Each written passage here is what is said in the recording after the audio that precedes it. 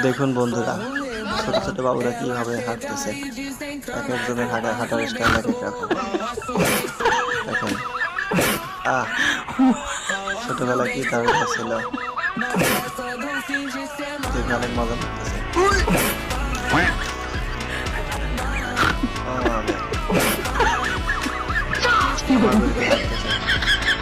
হাঁটার স্টাইল দেখেন আপনারা।